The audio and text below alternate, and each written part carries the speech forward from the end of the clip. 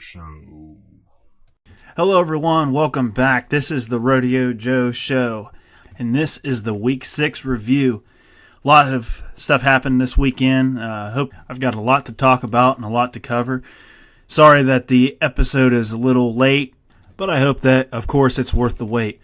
First things first, I'm going to get into some stuff with some players, some different injuries and status of injured players and this, that, and the other. And then I'm going to go right into talking about the 3 AFC North games. And I know I sound like a broken record here, but I am kind of going with another change in the format here. Hope you guys enjoy it. It's something that I've really been thinking about, and I know I say that all the time, but I just want to have a better flow and some more continuity within the episode. I feel like I've provided you guys with a lot of good information, and as far as getting down to statistical parts of the game and stuff like that. But, I think lost somewhere in there is that genuine feel of my opinion and expressing myself and how I feel about particular games and kind of taking it more than the X's and O's and, the stats and whatnot that had occurred in the game. Anybody can look up the stats and see that. And, I just kind of want to give you guys a homey feel to the episode so that, it feels more genuine. And I hope that's something that you guys would look forward to and actually like to listen to. I mean, that's something that I'm going for, and I think moving forward that it's probably going to be the best way to go about it. Now, some of you may feel that your team might be getting shafted or it's not getting the proper airtime that you feel that it deserves, and that's okay. That's fine, because I'm going to start looking at things more of what appeals to me and what games I feel are more important than others. I mean, obviously, I can't stress this enough, and you guys are well aware of it. I'm beating a dead horse here, but AFC North football will be the primary focus. It'll get the attention and the detail that it's been consistently receiving, throughout this experience. But, if it's a crap game, I'm just going to flat out say it's a crap game and it wasn't worth anything, and I'll give, my honest opinion on how I feel these teams are playing and stuff, and I won't really beat around the bush about it. And that might kind of seem a little selfish or what have you, but I feel that's just the best way to come across and how to be genuine. And, and then on the other hand of it, if you feel like I'm wrong or if you feel like what I'm saying isn't something that you agree with, then I'd be more than happy to discuss it, whether it be on this show or in private or whatever. I'm all open for that. I think I said, the main goal is to try to get this to be very community driven. I want it to be something that everybody wants to interact with and have that kind of personal feel, like it's a show that they can go to and they really can feel what I'm saying and they can have an honest opinion, and you don't have to agree with everything I'm going to say. As a matter of fact, I'm kind of out there with some of my opinions, so I don't really expect a lot of people to agree with a lot of what I have to say. I can be a little extreme on certain players and certain teams and stuff like that and have a bias or, whatever towards certain teams, and that's just the reality. Everybody's that way. And outside of that, I also would like to say that as we are starting to get more variety in sports, with basketball season, I'm still kind of sitting on the fence with how I feel about baseball. Baseball might be something that I look into as well. But it's going to be a more diverse show moving forward. Primary focus, obviously, will always be football. I mean, the NFL is, my favorite sport. I live for Sundays, Mondays, sometimes Thursdays if the game is right. But incorporate some college football in there too, and definitely college basketball and the NBA. And like I say, maybe some baseball throw in there too. If there's anything else that you guys would like to listen to, like I said, this is community driven. That's what I want. That's the ultimate goal, is to give you guys something that you want. Putting all this work in really isn't worth it if I'm not getting the community feedback, that I want. And that's okay. I understand that people have lives, and it's not something that they can just pick up and listen to every single day. But I think that a lot of it isn't so much that it's not the content. It's just that it's something that's easily accessible, whereas my opinion isn't.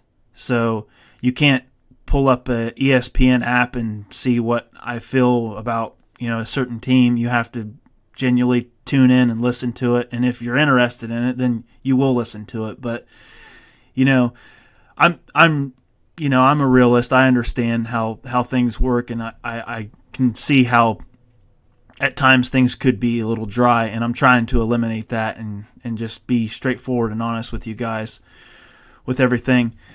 So with that being said, I hope that this new direction that I plan on taking in the episode is something that you guys enjoy and you encourage. Please, let me know. I still love doing this. This is one of the best things that I decided to do was get this up and going, and I'm not complacent at all. I don't feel like I'm making a mistake with this. I genuinely feel like this is something that I'm supposed to do and that I enjoy doing. So there's no lack of interest or lack of desire to put anything out there. Ultimately I'd like to be, eventually on the radio or something someday and be able to do this for a living. And, hopefully that day comes to me. But until then, my main goal is to just provide, the best that I can for you guys and make it something that you genuinely want to listen to, and that you're not just, for those that are, close and know me well, that aren't just doing it just because they want to somewhat support me, or they do want to support me, but they genuinely actually want to listen to it, and they want to listen to what I have to say about it and my honest opinion and feedback. But sorry for that little ramble there, but I just thought I'd let you guys know how I feel about things, and we'll just get right into it. First things first, it was reported that Cam Newton is expected to return to practice after their bye week. I've spoke on this before. I think this is the direction that the NFL plans to go with these London games, and I think it is absolutely the best way they can do it. And in that, I mean, they give both teams that play in London a bye week. I don't think it's fair for a team to have to travel, on the other end of the, go across the freaking ocean and then come back in 7 days and play and act like everything's normal. It's not fair to the players. It's not fair to the fans. It's already not fair to the team that has to take away one of their home games. But I've rambled on about that enough. But anyway, so Cam is expected to come back and practice. That's fine. I don't know how I feel about him becoming the starter, because Kyle Allen has just played out of his mind. He's been great. I mean, he hasn't been spectacular, but he does make up for something that Cam hasn't, and that's winning football games. He's 4-0 right now. He has the fifth best QB rating at a 106.6. So I say don't get rid of the hot hand. I mean, like I said, he's not blowing apart the defenses. He's not doing anything too spectacular. If anybody that's deserves the MVP of this team, and heck, even the whole league, it's Christian McCaffrey for what he's been able to do. And with a young quarterback, that's what you need. They're leaning on him, and their defense is playing a lot more improved than what they were. They just seem like a lot more motivated team, and they actually, at the beginning of the season, it didn't seem like such a great team to me, but I think with the way they're playing right now, I think they're just as hot as any team can be right now. Like I said, they don't blow you away with anything spectacular, but they do win football games, and that's a very hard thing to do in this league, as many of these winless teams have showed. But that's my take on that. I don't know if he'll ever really get a chance to come back and play. You never know. You don't know how that front office works. Cam has done a lot for that team, for his tenure there. But if they're smart, they stick with Kyle Allen. The Eagles released their linebacker, Zach Brown, which I don't know if any of you know this, but Zach Brown was the guy that publicly came out. He was interviewed, and he said that Kirk Cousins is the only thing holding Minnesota back.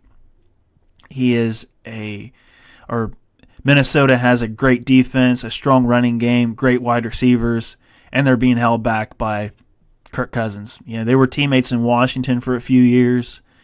Don't know why he has the animosity towards him, or he's just trying to be genuinely honest. I don't know what the reporter asked him. I don't know if he was baited in that question at all. I'm just going with what I've read. I did see, though, that they said that might have had something to do with his release, but the primary focus was his ability and his playing, how he's been playing was the primary factor behind him getting released.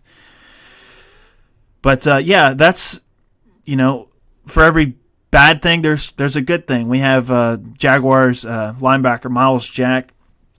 He recently donated money to 31 elderly customers who are unable to pay their water and electric bills in the Jacksonville area, which is great. You see this stuff all the time, and it's just really nice to see these players, using their platform and using their, resources and money to help give back to the community and being community strong players. I mean, I think that there's a lot of players in this league that I believe the NFL was regarded as one of the leagues that has the highest rated of players that are playing strictly for money. And you see this throughout the league year in and year out, that players come in and they hold out because they're not making as much money, or this player just got a big contract and you think you're better than this player, so you're going to sit out because you want to make, that kind of player's money. And I mean, it's case in point with Melvin Gordon. He sat out and he was going to try to do the Le'Veon Bell thing, and then until he saw that the Chargers were having success running without him, I think he saw his stock go down a lot. And for those that have been really paying attention to him, he really hasn't played that well. He definitely looks like a player that has not played football in a long time. And I hope that this is something that kind of trends in this direction as far as these players that go and hold out and do this. I think a lot of it is the agents kind of coming down on him and cracking down on him and saying, hey, because they want to get their pockets full. So, they want to, they're whispering into their ear saying, hey, Todd Gurley made this much money, and now, hey, Zeke Elliott made this much money. Why don't you try to go after that? You can't put it solely on the agents, but like I said, I do think that they are a little bit of an influence. But let's just hope that with kind of how Melvin Gordon handled the situation and how he came back because he saw how his team was succeeding, that we start to see that kind of be a positive trend where players are like, the money will take care of itself when it takes care of itself. I've spoken very highly about AJ Green before, and he's in a contract year, and that's his take. That's how he goes through with the whole ordeal. He says he understands that football is a business, but at the end of the day, he was drafted to be a football player, and he lets his business partners handle that part of the, ordeal. And he just says that all he can control is how well he plays, how healthy he is, and the good contributions he can make to his team and the community. And everything else is against his power, so there's no sense fretting about it. And, I mean, I don't see any other way to look at it other than that. You really have no control over that. You think you do, but you really don't, because these owners are, they're starting to see, with the exception of the quarterback position, and maybe even not now, with the success that we've had with a lot of these rookie quarterbacks, you might kind of look at it like, you're expendable. Everybody on this team, or everybody in this league, is expendable to some degree. You might get bit in the long run, but 9 times out of 10, it isn't going to happen that way. Especially if you have a good scouting team and you're able to kind of bring somebody in that's very that plays a lot like the style and the system that you want to run.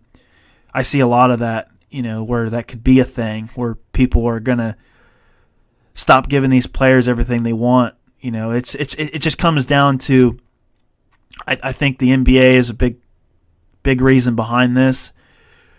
But the NBA is a player-driven league, and you have it's just it's a league of superstars. I mean, that's what sells tickets. That's what puts you on TV. Whereas, the NFL is and will always be a team-driven league. That's what's going to get people to watch and tune in. More people are going to tune in to see what the Saints or the Cowboys or somebody, the Steelers, Patriots, one of these bigger marquee teams that are actually having success.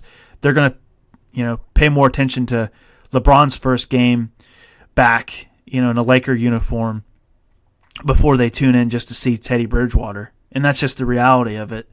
And I think a lot of these NBA players are kind of influencing these NFL players to think this way. And I think through time it'll weed itself out, like I said.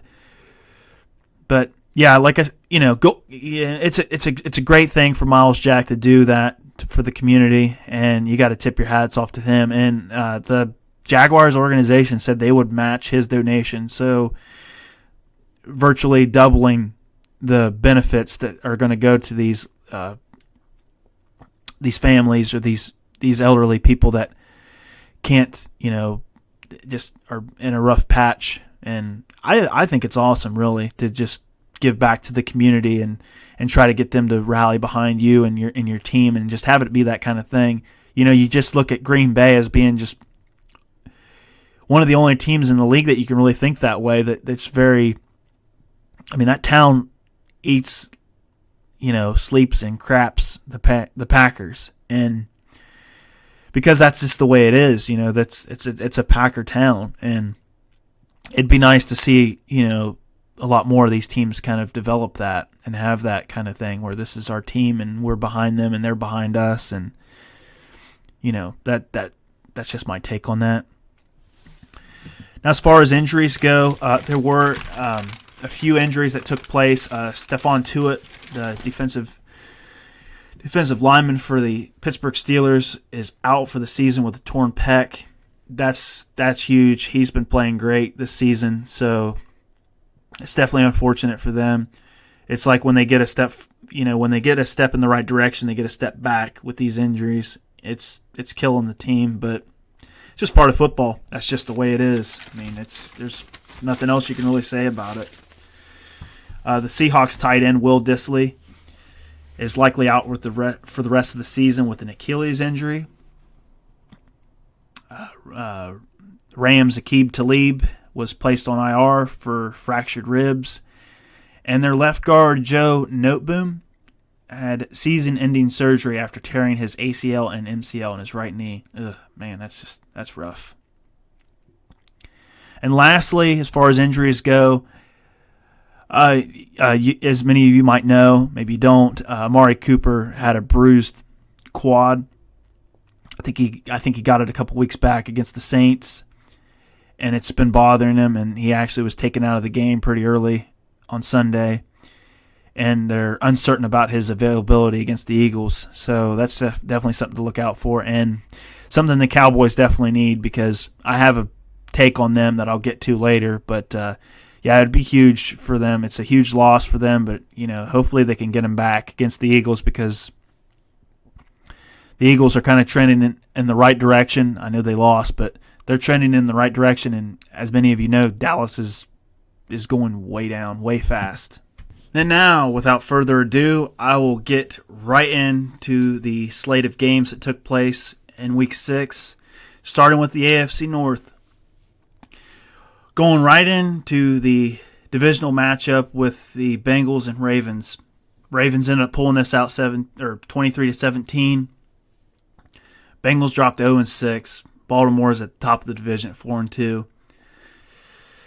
Lamar Jackson became the first quarterback to pass for at least 200 yards and rush for 150 in this Super Bowl era.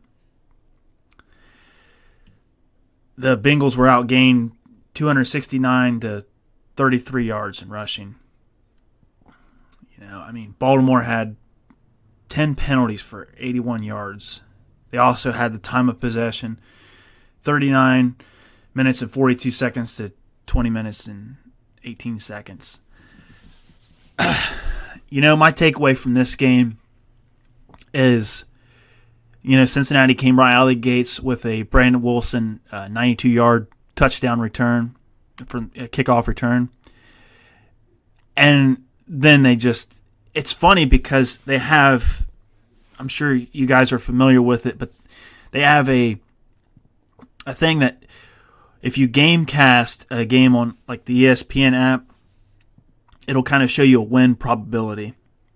And right at the kickoff, they had, as soon as they scored that touchdown, and I think it's all analytical. I don't think there's some guy sitting behind a desk and going, well, I think they're at 87% now or whatever. I think it's purely based on analytics and stuff. So it's computer, robot generated, whatever, what have you. But it didn't take until like 3 plays into that Baltimore drive that they just instantly the meter just dropped, like straight down to Baltimore, almost at 100%. And that's basically how this game went. Baltimore just thoroughly controlled the line of scrimmage. They know what they are. They're a running team. They're going to use it. They're going to use it well. They run better than, probably the top. They're one of the top 5 teams in the league as far as rushing the ball. They stick to that MO. They wanted to try to mix it up. It's a great accomplishment for Lamar Jackson, don't get me wrong, but let's take into consideration the competition that he played against. And the thing about it is it's not, a lot of these games have went this way, and everybody wants to look and turn to the rushing stats and how Cincinnati is 31st against the run defensively. I think a lot of it has to just do with how anemic the offense is. I think it goes hand in hand. I think we've seen an improved team on the offensive line as far as protecting Dalton. Dalton was only sacked twice in that game. But they cannot run the ball. 33 yards. That's ridiculous. They had that in one play. Baltimore did. And Lamar Jackson had I believe it was a 26-yard touchdown scamper that was the first touchdown for Baltimore in that game. And you only managed in 60 minutes to come up with 33 yards rushing. It's just not going to get it done. It's not going to get it done at all. And it's not like, Cincinnati is one of those teams that's a giant killer, and it's like, man, how do we solve this problem and how to, fix, or how to beat Cincinnati? They're not the team. They're not the team that. It's a simple game plan that these teams have to come into, because we always just go back and we look at the first game that they played, and you see how well they played against Seattle. Well, Seattle didn't have any game film, and they were kind of coming in with a balanced attack, and it worked. You just didn't know exactly what you were getting from Cincinnati, and then they go and play San Francisco, and San Francisco has an MO that we're going to run the football. And they ran the football well. And they basically set up the blueprint for every other team that's played Cincinnati up since then. That's what they've done. Run the football. And they know that Cincinnati's not going to be able to run the football. I just think it was just a big bully ball game, like I said, by Baltimore. They just came in and just was the more physical team. The score is a little misleading. Baltimore had, like I said earlier, with the penalties, they had so many opportunities to just blow this game out of the water. And you got to tip your hat off to Cincinnati defensively for being able to keep it somewhat of a manageable game and hold them to field goals and force them into making some bad errored plays. But on the same hand, there was several 3rd and 11 plus conversions that were converted via the run, and that shouldn't happen. I know Lamar Jackson's a tremendous athlete, and that's all that Zach Taylor really came out and said about it. Is he said the defense, would be in perfect position, but he's just incredible. It's like you take your eyes off him, and he's up the field for 30 yards like nothing. Yeah, so there's really not much to say about this game. I still feel exactly the same way about this one that I did prior to the game, in that I felt that Baltimore was going to dominate the game running the ball. I thought they were going to shut down the run, which they did both of those. And Cincinnati's just a team that, unfortunately, 6 games into the season is probably already thinking about next year. I don't know if it's a good idea to put A.J. Green in right now or hold him back.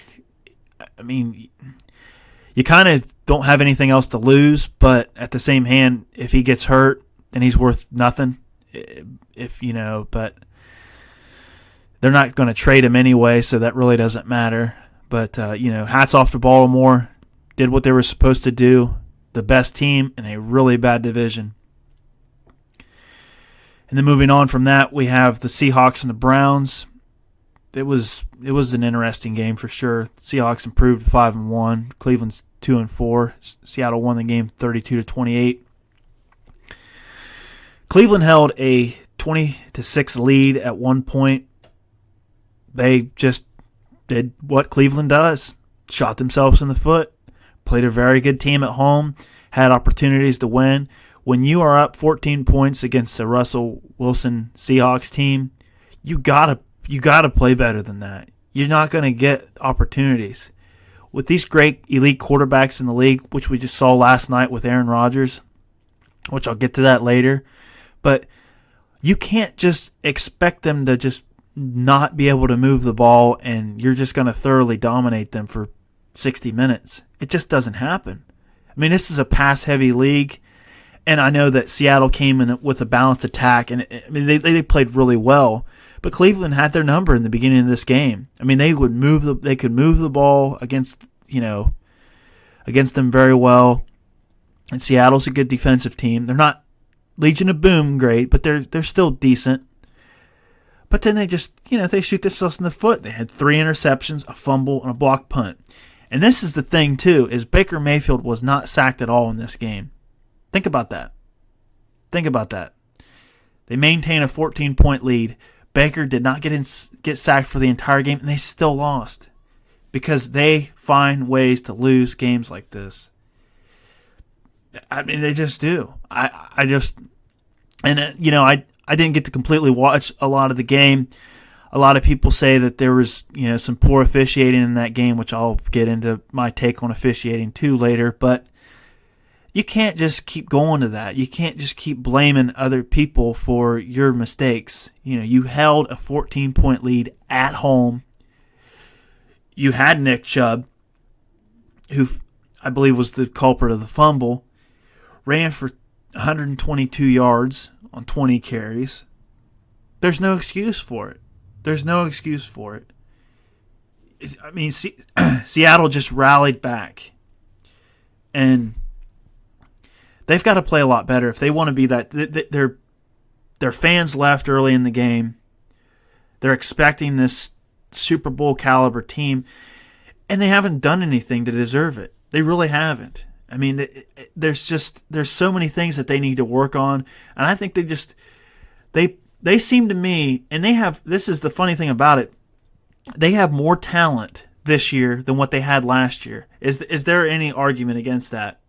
There's none whatsoever. I mean, you cannot say that this team is not more talented on paper than what they were last year. But you know what? They were a lot harder of an out last year than they are this year. And they just played. They were hungry. They were determined. They just played like an all-around better football team than what they're playing right now. And they really need to get it together because the schedule is not generous to them at all. And imagine if they would have won the division last year. It would have been even worse. But they still have to play a New England team. They have a lot of tough games ahead of them, and it's going to be tough for them moving forward for sure. But hats off to Seattle. I believe this put them at 3-0 on the road, which is the first time they've been 3-0 on the road in like 38 years. So, I mean, that's great. I believe they finished the season 4-12, so that's not really that great. But this team is arguably one of the best teams in the NFC. I mean, you can't argue with 5-1. You really can't. And they've got Baltimore, and then that's it. If they come in and beat Baltimore, they got a clean sweep of the North. And, I mean, that's impressive. That's impressive. It really is. And it's not because this is a great division. But you just have to tip your hat off to any one team that can sweep a division when the distances are that far apart. You know, if let's say, I don't know, if you have a North versus North matchup, if Chicago comes in and sweeps the AFC North, it's not as impressive as a team over 1,000 some miles away coming over and just beating down your whole division. Which it hasn't happened yet. You know, Baltimore could pull it off, but when that day, you know, when that game comes, I really like Seattle in that one. But, you know, Wilson played a great game again too. 23 for 33, 295, 2 touchdowns. He ran one in, still no interceptions. So that man is the front runner for the MVP as far as I'm concerned. Now the last game in the North was the Sunday night game with the Steelers and Chargers. It was played in L.A. I didn't know L.A. was a extension of Pittsburgh, but it was. It felt like very much like a home game for them. It was just, the crowd was just so active in that game. It wasn't even funny. Like I seen several clips where it seemed like for every 30 Pittsburgh fans there was one Charger fan, and it was that bad. The Steelers ended up winning this game 24-17. Score's a little misleading. Both teams are now 2-4. Score is very misleading. Pittsburgh completely dominated this game from start to finish. They actually led the game 24-0 going into the fourth quarter. And, you know, this team has just been so unfortunate that they've dealt with the injuries that they have. And there's so many teams that just roll over and just die and they're done. We've seen it with plenty of teams already this season. Pittsburgh's not one of them. Pittsburgh still plays very determined ball. You got to think this team is using an undrafted rookie quarterback from Samford. We're not even talking about, you know, from USC. You know, just flew under the radar. Now this is just some practice squad guy, more or less. You know, comes in unfazed, plays really well. I mean, he didn't play particularly like he played good enough to win the football game, is what I mean. You know, I think mainly the story of the day is just how great that defense has been playing. So a big knock that they had last year was they weren't able to force any turnovers, and I believe they're only like a couple turnovers away from matching their total that they had last season, which is incredible in 6 games. And you think with that, but they're smart. You know, they kind of went an unconventional route than what the Steelers are used to going after some of these guys in trades. You know, they got the tight end from Seattle in a trade. You don't see Pittsburgh making trades like that. Obviously the Minkah Fitzpatrick trade looks like it's a great move, and it's paying off really well for him. But Devin Bush is basically the story of that night. He ended up having a scoop and score and an interception. He actually leads the NFL with 4 fumble recoveries. So I don't know how I feel about this team. You know, it's unfortunate. I think they can be competitive. I don't know how good they'll be. I think their offense is still held back a lot. I think they need to take the training wheels off and just let them go. But James Conner was very active in this game. He had 119 scrimmage yards, 41 yards rushing, and 78 yards receiving. Hodges threw for 132 yards, so he more than made up for over half of his yardage. Open it up a little bit. I understand he's young, but you know you're not doing the young guy any favors, and with as well as the defense is playing, you're really kind of hurting them too. I mean, they obviously won this game, so you got to tip your hat off to that. But when they start playing, because I'm not impressed with the Chargers at all. I'm very vocal about that. They're not the same Chargers we saw last year. It's clear. I don't know what the deal is with them. I really can't explain it. Made the game interesting though, as you could see with the score being what it was. It actually came down to a onside kick that the Steelers recovered with 1:28 left, and the Chargers were able to get a 3-and-out, force them to punt the ball, but they punted the ball and it downed it at the 1-yard line. So basically, Chargers had barely any time, 99 yards to cover, no timeouts, and Rivers threw an interception. So yeah, it's just one of those things. Just kind of see what they do moving forward. Pittsburgh, they have a bye this week, so we'll just kind of see what happens moving forward. Maybe they get some more time with Hodges. I do believe that Mason Rudolph is in practice now, and he's expected to come and play.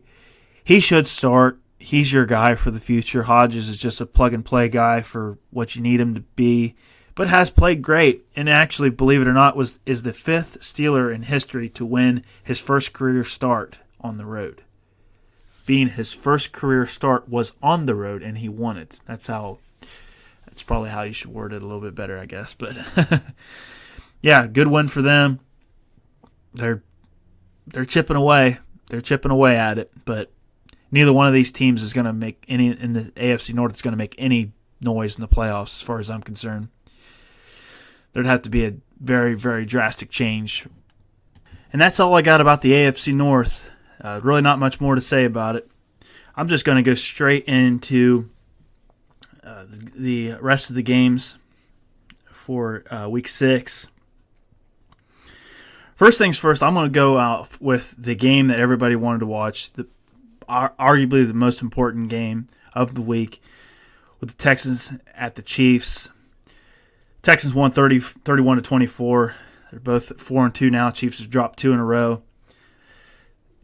Watson didn't get sacked again. And when he has a clean pocket and he doesn't get sacked, this is what he does. He wins football games. He is right there as an elite quarterback in this league. And honestly, Patrick Mahomes is hurt. He looked worse than what he did against the Colts. And I don't mean as far as performance. I mean as far as pain. He looked like it just made it even worse. And I don't know. Moving forward, I don't know what their schedule looks like. I don't know when they have a bye. That's probably something I should look into. But they might have to consider sitting him. Like, really, just seriously, if they're sitting on a subpar football team, like let's say they got a matchup with the Chargers, which, I mean, at 2-4, the Chargers aren't technically out of it, but you know that they need to kind of evaluate that, because I mean, what do you want to do? Do you want to keep risking having him out there and then having him be out for good, or give him a couple weeks to kind of rehab and get things worked out? And because he's hurt out there, and all he's doing is hurting the team. I mean, he's the best option you can have out there. If you're willing to sacrifice a couple losses and willing to take this division, which isn't very strong, definitely not as strong as it was last year, and going in as a wild card team, go for it. Why not? I mean, I would much rather do that than risk hurting him, and then your season's done, period. You know, I don't think Mahomes is fazed by any crowd. I think he's a very composed quarterback. I don't think, you know, I think if you put him in Foxborough, he can win. It just has to be a good game for Kansas City. I don't think it's too big for him, basically. So if it's all this nonsense about, well, we still want to try to get home field advantage, and yeah, that's a genuine question or a genuine thing to think about 6 weeks into the season, because you're starting to see these teams start to pull away a little bit here now. And I would do it. I would sit him. I would let him sit and just get to feeling better because he's clearly hurting. Anybody that watches any of this can tell you that he's hurting. And yeah, that's a smart move in my problem because this defense isn't doing him any favors. It keeps putting him out on the field and making him get into a shootout. And these defenders are just pinning their ears back and just going after him. And he just looks like he's just getting beat up alive out there. So, that's my take from it. Be smart. Look for his future. Don't worry about just worry about getting to the playoffs and don't worry about where you're sitting seed-wise because this isn't a hugely talented AFC. I mean, honestly, outside of the Patriots and the Texans, I think it's pretty much anybody's ball game. I think those are the two best teams right now. And Kansas City was right there, I mean, it's not like we're saying that they're bums and they lost by 30. But this would be a completely different game with a healthy Mahomes, and we all know that. Despite, Watson playing as well as he did, it would be a lot more interesting, I think, especially at home. But then let's move on to the Cowboys and the Jets. Well, there was a bad take on my behalf. I pumped them up so highly, and I'm admitting that I did. I really did. I didn't want to believe all the nonsense. I was still riding the high that they had from last season with Amari Cooper, and I was wrong. I'm not saying this team isn't good. It's not talented. I think PPR or PPF, Pro Football Focus, they ranked this team as the most talented roster throughout the entire NFL. Yeah, they're talented, but they're not winning football games. I mean, there's no excuse. I don't care. I don't care how well Sam Darnold played, which he didn't play exceptionally well. He played decent. He didn't play well enough for the Jets to be up 21-6 at halftime. I'm sorry. I'll give you them being down even by a large margin to Green Bay because that's Green Bay. That's not the Jets. Dak, he needs to play a complete game. He wants to make $35 million plus, play like he make $35 million plus. This team has too much talent. I don't care about injuries. We've seen Green Bay suffer 2 receivers going down last night and still managed to win the game. I'm tired of hearing it. Every team sustains injuries. You just got to play. You can play the game. And this, I mean, it's just, it shouldn't happen. With this team being as talented as it is, it just shouldn't happen. And Dak's not looking like a great quarterback. Now, he might be number 1 in the QBR and all this, which he is. But really, I mean, that's just, I'm sorry for sounding so harsh here, but it's just a couple nerds that just are sitting and watching, evaluating each single throw that this guy makes. They're not factoring in, his game as a whole. They're just taking each individual throw that he makes, and I know there's a whole lot more analytics behind it, and but it's not an accurate measurement because the last 3 or 4 games where we had a marquee quarterback and we talked about how great this quarterback was, ends up having a below 50 QBR, which that would be below average. Tom Brady is sitting 10th right now in QBR. His team's 6-0. I'll take 6-0 over 10th in, QBR because he's winning football games. He's not doing it necessarily all himself. He's got a great team, but so does Dallas. Tom Brady isn't throwing 3 interceptions in one game. Maybe they're not all his fault, but he's not doing it. And Pro Football Focus can say whatever they want to say, but at the end of the day, you got to win these games, especially if you want to be considered an elite quarterback, because Elite quarterback money is $35 million plus. If you were offered $30 million, which that's all speculation, but if you were offered $30 million and you turned it down to get more money, you better be playing better than this. You better be playing better than this, because you're not going to make squat. You're going to be begging them to offer you $30 million again, because this is not going to cut it. I don't care how good it looks in the QBR. I don't care how much Jerry Jones has your back. You got to play better than this. Flat out. If the Jets would have won this game 48-40, we'd be having a different conversation, because at least Dak came in and did his job.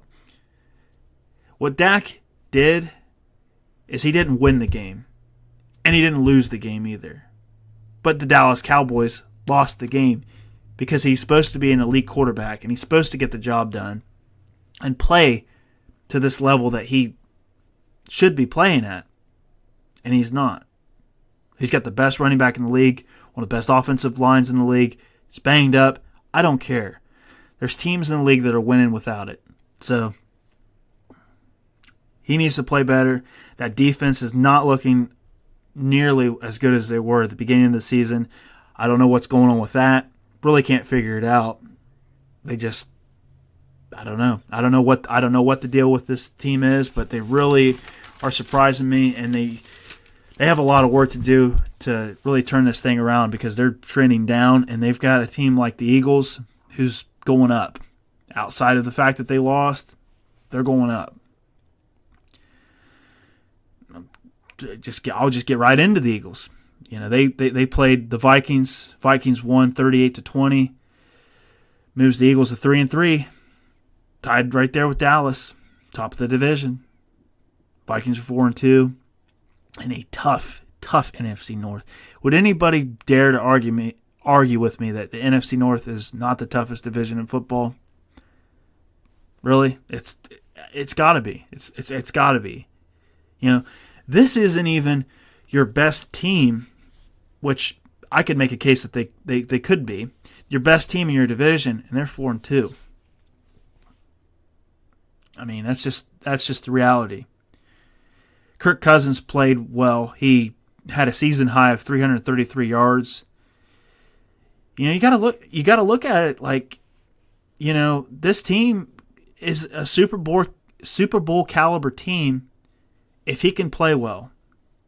You have him play like that, where they're not completely one-dimensional, and they have to respect him and play him defensively.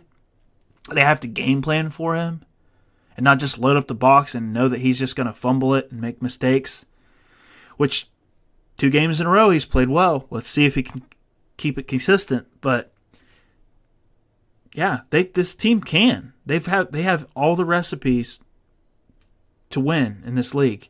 Great running game. They've got great weapons on offense. They have a strong defense. They're loaded across the board on defense. And let's not forget, they just beat the Eagles pretty convincingly, which the Eagles have been playing better. I will say that. I mean, if Dallas gets back to what they're supposed to be and what everybody thinks they're supposed to be, they're the better team in that NFC East.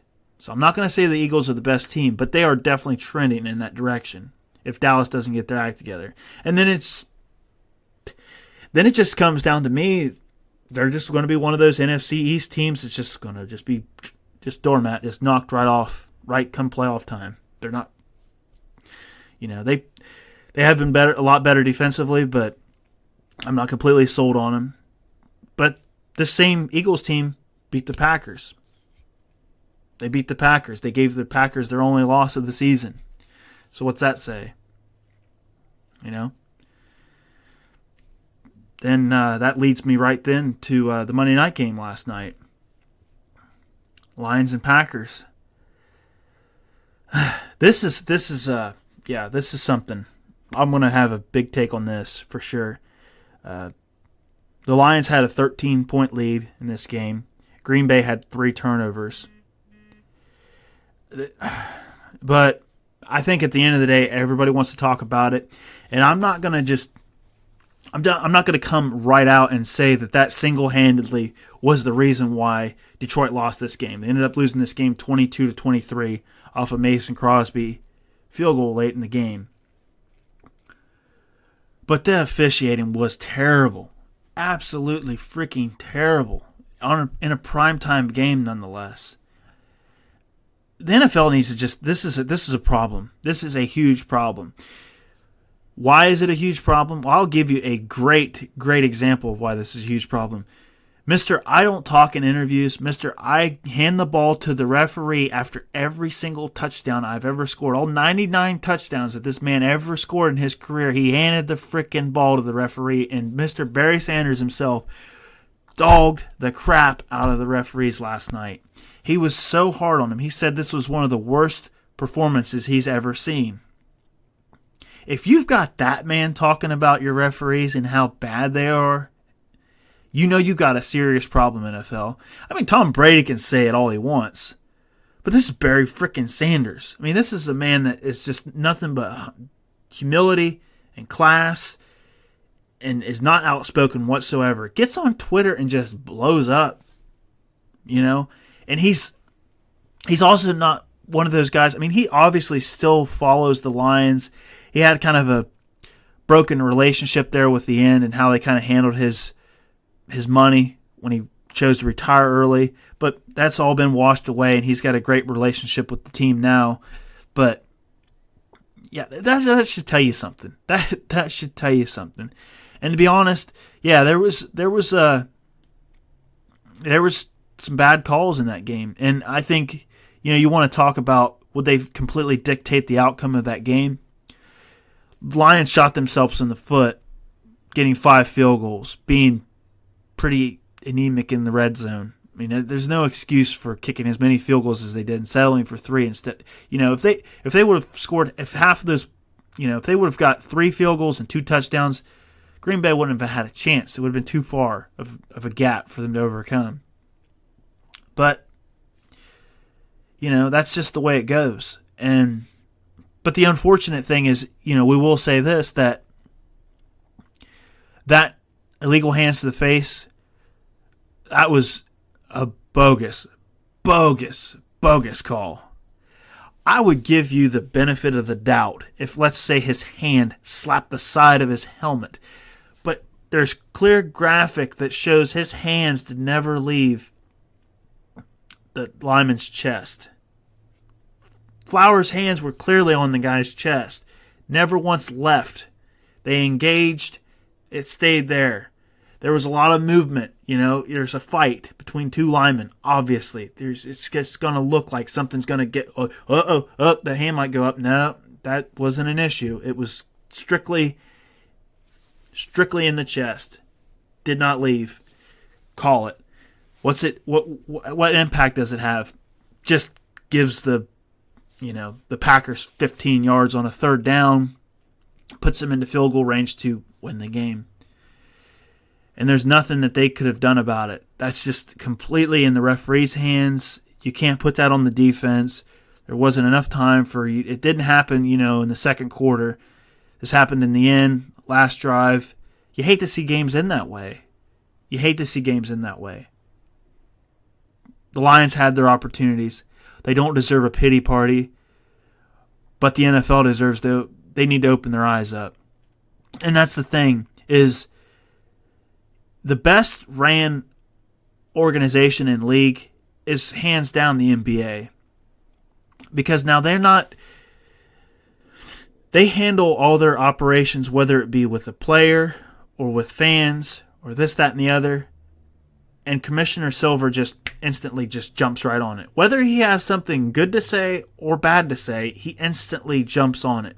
We've been talking about these officials, and for those of you that have listened, for the extent of this series, know that I kind of gave them the benefit of the doubt in the beginning. I do consider the fact that they are part-time. I do consider the fact that they might not take it as seriously as they should. I do consider the fact that the NFL deserves to pay these people more money. They need to give them more money and make them full-time employees. And that's just it. Roger Goodell, I've seen, I could count you at least one game every week where there has been a crucial play dictated by referees. A crucial play in the game. I mean, look, and we're talking about the Lions going to 3-1-1, Packers dropping to 4-2. The Lions literally last night on one bad call went from first place to last place in the division. One bad call. That's it. I mean, that shouldn't happen. Roger Goodell needs to get out there and address this issue because it's a huge issue. And like I said, I'm not going to sit here and say that the Lions deserved to win that game because they made plenty of mistakes. And they shot themselves in the foot several times. Like I said, settling for 3 points. They should have put this game away and just sat on the lead. They didn't. They kept it interesting. They kept Green Bay involved in the game. But you can't take away from the fact that this game ended on a bad call that shouldn't have even happened. Roger Goodell, get your head out of your rear end and get working on this because this is something that needs to be addressed. And all you're doing is just losing faithful fans. I love this game of football. I do. I really love to watch it. But if this continues, you're basically going to be left with, you might not even have me as a diehard fan to sit back and watch this. Because this happens to my team, I'm going off. I would go crazy. I mean, I'm not violent crazy by any means, but you know what I mean. As a fan, you would go nuts. No wonder all these Lions fans, I've even seen Packer fans on social media come out and say, we didn't deserve this. We didn't deserve this win. This win did not feel right. And it shouldn't. And that's cool of them to be, so open to being able to admit that because it clearly wasn't. It clearly shouldn't have happened. And it's a shame for the Lions, but play better. Play a better all-around game and don't get yourself into this situation. But, they are playing a divisional opponent at home and Aaron Rodgers is their quarterback. That's asking a lot. But I digress. 5-0 49ers beat the Rams, who were 3-3, 20-7. I've been pretty high on this 49ers team, and I'm slowly starting to fall off of it a little bit. And it's just unfortunate, but, it all comes down to the play of Garoppolo. I really haven't seen Garoppolo do anything too spectacular. I think they have a tremendous defense. I think that they might have the best defense in the whole entire league. They really do. They're an incredible defense. They get after the quarterback. They force turnovers. They play man coverage really well. They're a great defensive team. Great defensive team. Kind of reminds me a lot of the Bears team from last season. This current 49ers team. Now, if Juszczyk is still in here and they're running for 250 yards a game, we've got a whole different argument here. But what did I say last time when I was previewing this game? I want to see how well this team runs the football without Juszczyk at fullback. 99 yards rushing is all they got. I think they averaged about 3 yards a carry, as opposed to their 6 or 7 yards. Now, you can have a bad game. I give you that. But, let's see what they can... when you have bad games like that running the football, you got to get better play out of your quarterback. And it all comes down to there's going to be times when they're going to play like this, and they're not going to run the ball very well. And they're going to have to ask Garoppolo to do a lot. And it's not that he did anything bad, but he didn't do anything overly good either. He didn't do anything to make me jump out of my seat and say, man, 49ers are lucky to have him operating that offense. Game was tied 7-7 at halftime. It just basically comes down to the defense playing an all-around great game. Because that's really the story of it. They didn't run the ball very, very well, obviously. Garoppolo was okay. I think he had about 240 yards passing. But the story of the day, they held Jared Goff to 78 yards passing. This man's been throwing the ball all over the place. It's been to a fault sometimes, I think, and not on him, but on the balance in the offense, where it's so overly heavy on passing that it's kind of hurting the team overall. But holding that man to 78 yards passing, you can put a lot of it on Goff. I will put a lot of it on Goff, but I've seen this defense play, and they're very real. They're a very real defense. I don't know. I need to see him play a little. I need to see a little bit better game. It's crazy to think that with a 20-7 effort, but on the other hand too, you look at the Rams dropping 3 in a row now, and it's just something that this team isn't the best team in this division right now. It's between the Niners and the Seahawks, and they both have 5 wins. They're 10-1 combined. That seems pretty stupid statement to make, and obvious, but yeah, they are though. You can clearly tell that they're way more talented than this Rams team, and they're also battling a lot of injuries too. But yeah, I like the 49ers still. I'm not going to say that they're going to be NFC elite until I see them be able to run the ball without Juszczyk. And hopefully when he does come back, they are in a good position to be able to set themselves up for maybe, a good playoff seeding, maybe a second seed, something along those lines, or a third seed, where they get at least that home game, and we'll kind of go from there. But until then, I need to see a better performance from them. I really do. I just think the defense just stole the show on Sunday. Now we got the 5-1 Saints at the 2-4 Jags. Saints won this game 13-6. Teddy Bridgewater, 4-0. 4-0. Made, that defense is just incredible. They've played very inspired ball. You can tell. And they made Minshew look like a rookie, really. They did. He had 163 yards and a pick. And it all comes down to, do I think the Saints are for real? You're crazy if you don't think they are.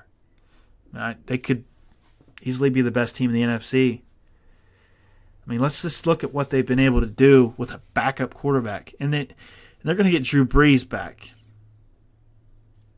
They're going to get Drew Brees back. So it's hard not to say that this team isn't going to, they're going to be a scary, scary team to deal with. And, it's interesting and it's fun. It's really fun to see Teddy go out there and play well and win games and stuff. But, man, I'm just really excited to see this team when Brees actually comes back, and see if this defense still plays the kind of inspired ball that they've been playing, and just kind of see overall the direction that team goes after they get him back. Moving on, we got the 4-2 Panthers at the 2-4 Bucks. Panthers are winning that game 37-26. Like I said, Kyle Allen, 4-0. He's 4-0.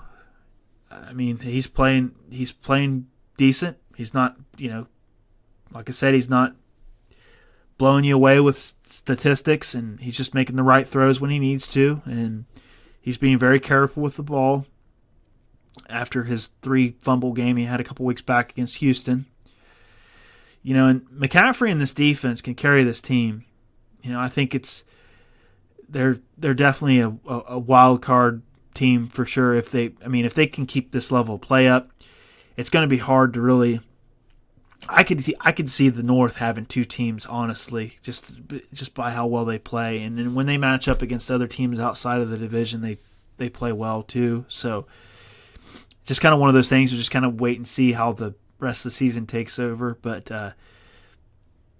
Jameis Winston, back to bad Jameson. 5 interceptions.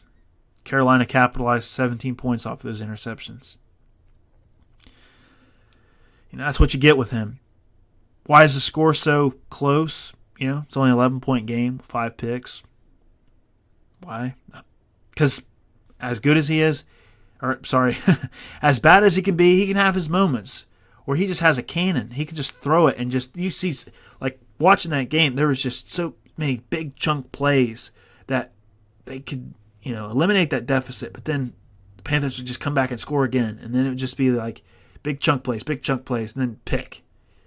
Carolina, they would struggle a little bit. Give it back, chunk, touchdown, chunk, pick. I mean, that's just kind of how the game went. And they can throw it all over the place, but if Winston's throwing the ball and he's careless like this and making these ill-advised throws like this, they're not going to win any football game, especially against a good team. But moving on, go right into the 2-4 Titans at the 2-4 Broncos. Broncos picked up their second win in a row, won 16-0. Marcus Mariota was benched, and Tannehill came in and actually gave them their best drive of the game. I've said this before. They just... I don't see Mariota lasting in Tennessee after this season. This is a contract year for him. He hasn't done anything to really show that he deserves to be there. This team is very talented defensively. They have a great running back. They have a couple weapons too. It just seems like he's just not there. He's just not the guy. He just doesn't have it. And hats off to Denver. They're now starting to finally get some sacks together and force some turnovers. They had over 100 yards rushing. They can win some games against some bad teams. They're not going to blow anybody away. They're not going to do anything crazy. This isn't a good team. This is a sub 500 team right here that we're looking at. But they can give you an interesting game, especially at home with that defense. So really impressed with the shutout that they were able to put up. But yeah, Tannehill's not the answer for Tennessee. They might be back in the draft again looking at a quarterback, if you ask me. It's a very quarterback talented draft coming up, so I could definitely see that. Falcons at the Cardinals. The Cardinals ended up winning this game by a missed extra point by Matt Bryan. Cardinals moved up to 2-3-1. Falcons 1-5.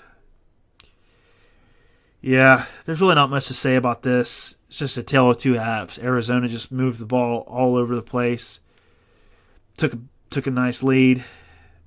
And then Matt Ryan was just on fire in the second half. Came back in the second half. Like I said, just got it to within. They scored the game-tying touchdown. If he would have made the extra point, missed the extra point, game over, they lose by 1. It's kind of the way it should have ended. I mean, that's exactly how it should have ended. It should have ended with, with as much as these teams showed up in one half and not in the other, and vice versa. That's how a game should end, like that. Dan Quinn, you're definitely on the hot seat because this team is not living up to expectations. They have fallen off since the Super Bowl. I mean, that's a lot to process, but that was a long time ago. You would think that they've moved on from that. They'll say they did. They haven't. They haven't. They really haven't because they have the talent. Like, look at how talented they are with Ridley and Jones, and they got a good running game, and they got Matt Ryan, who traditionally is pretty careful with the football. He's turning the ball over now. Their defense is just letting people just have their way with them. It's not a very good football team, and Dan Quinn may be on the out. Finally, I saved the worst for last. I shouldn't even be talking about this game. This game warrants no discussion whatsoever, and I'm not even going to say much about it. The Redskins, the winless Redskins, played the winless Dolphins. Redskins won 17-16. Miami went for 2 at the end and failed. Miami plays hard. They don't play like a team that's tanking. It's just not very good. Washington isn't very good either. I mean, that's just kind of how. I mean, I think that is a basic description of the Dolphins. If you wanted to put the Dolphins in a capsule, and this is who they are. This is who they are. They're a team that tries hard and goes for 2 at the end of a game to win it and doesn't get it, because that's just who they are. They try hard. Their hard is not good enough. They lose. They're just not a good football team. They're not a good football team at all. And that wraps up this episode. Hope you guys enjoyed it. Hope you guys enjoyed the new format that I'm going with. Please give me any feedback that you can. There's several ways to do that. On this page in particular, like, subscribe, comment. Please fill me in. Let me know what you like, what you don't like. And like I said before, I'm here shortly going to be expanding the diversity on this channel with more sports. So look for a more extensive episode with more stuff to cover, more stuff to talk about. And like always, I will talk to you guys later.